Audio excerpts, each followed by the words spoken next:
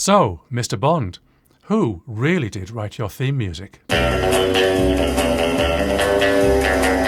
As the new James Bond movie No Time to Die opens, it seems an appropriate time to revisit the question of whether the James Bond theme was actually written by Monty Norman or John Barry. The answer to this question is very simple.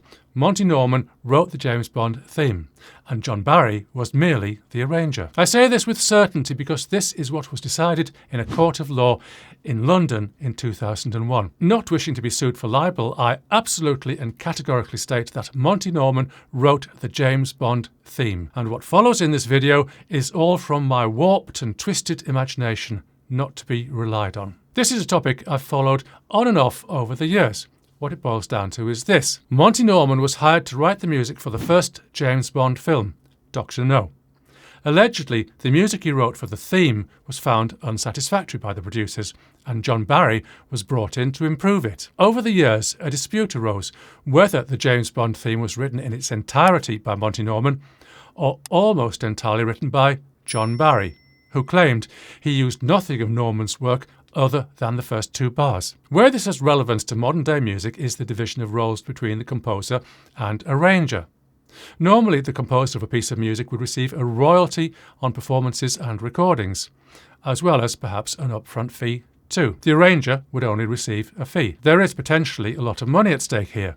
A composer could, for instance, write a few bars of melody, which an arranger turns into a fantastic piece of music that then goes on to earn hundreds of thousands of pounds or dollars in royalties. Do the composer's original few bars entitle him or her to all of the royalties? Legally speaking, yes, it does. It can, however, be decided either by arrangement or later litigation that the arranger did actually contribute to a degree that is worthy of a royalty payment. The Procol Harum, A Whiter Shade of Pale case is an example. For the James Bond theme, it seems that John Barry was brought in to tweak up Monty Norman's sketches for a flat fee of £250. If the film was successful, then Barry would be engaged as the composer for the next James Bond film, From Russia with Love, which he was. Monty Norman's contribution to the James Bond theme can be heard in a song called Bad Sign, Good Sign, from an earlier musical by Norman that didn't take off, sometimes written as Good Sign, Bad Sign,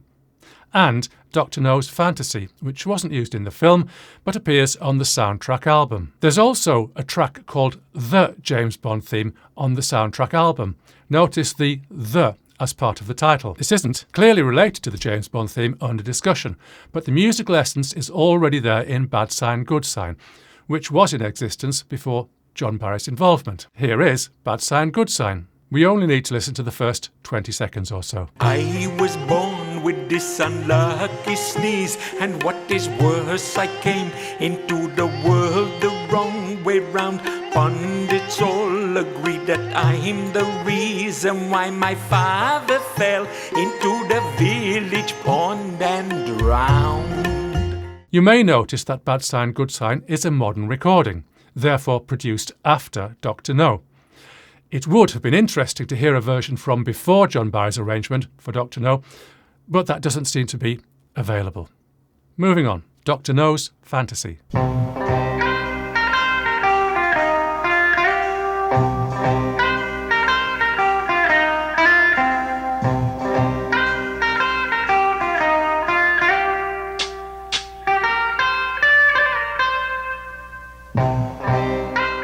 What we can hear in these two tracks is what most people would recognise as some of the music that characterises the James Bond movies. But clearly, it's not the entire James Bond theme. Before discussing John Barry's arrangement of the James Bond theme, it's worth establishing a frame of reference. Here's a track called Bee's Knees by the John Barry 7, released in 1958.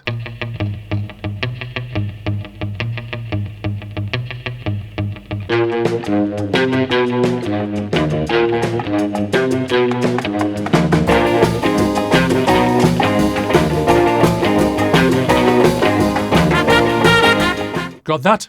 Back to Bond. In the court hearing, the prosecution called musicologist Stanley Sadie, who analysed the work like this. Bars 1 to 2, vamp.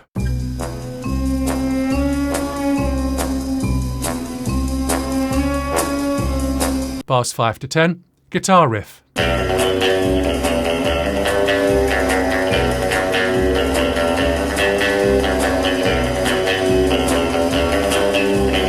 11 to 12, semitone descent. 13 to 20, repeat of riff. 21 to 24, repeat of vamp. 25 to 28, bebop 1.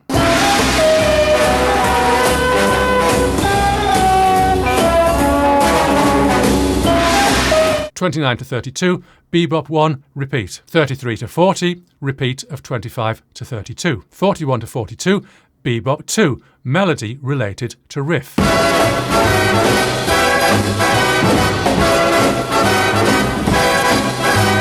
43 to 44, repeat of bebop 2. 45 to 46, climax to bebop 2. 47 to 48, vamp. 49 to 56, riff. 57 to 60, coda related to 25 to 28.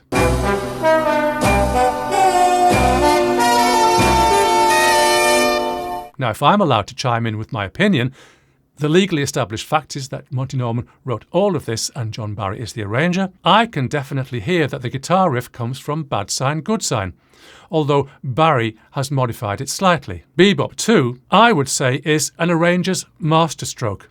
OK, Norman wrote the riff, but to transform it like this, picking out the most significant notes and making something new but already known, is a stroke of genius, which is as good an argument as any to why arrangers should ever deserve to receive a royalty. Stanley Sadie held that bars 11 to 12 relate to two guitar chords in the middle section of Dr. No's Fantasy. I'll let you be the judge of that. Here's Dr. No's Fantasy again, starting from the section in question. We only need to listen to a few seconds.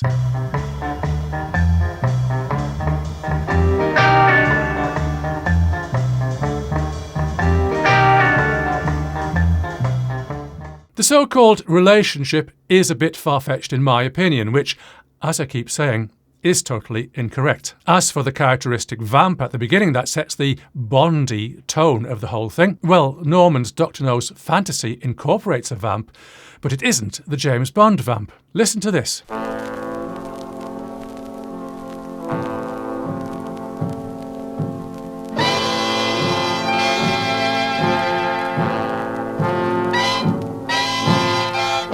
It's Nightmare by Artie Shaw. He probably wasn't the first to use this vamp either.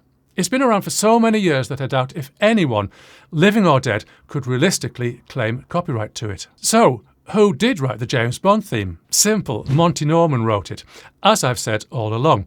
But in my warped and twisted imagination, he didn't write the vamp, he didn't write the first bebop section, and John Barry's masterstroke surely trumps anything else one could say about the second section of bebop, and the ending, and that wonderful chord.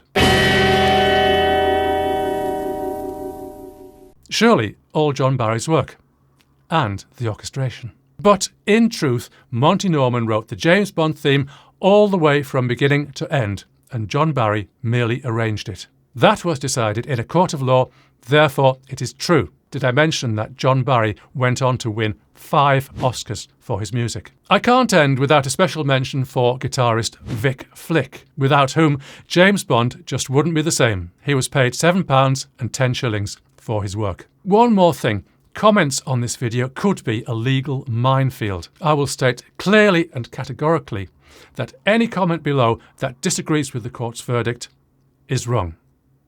I'm David Mellor, Course Director of Audio Masterclass. Thank you for listening.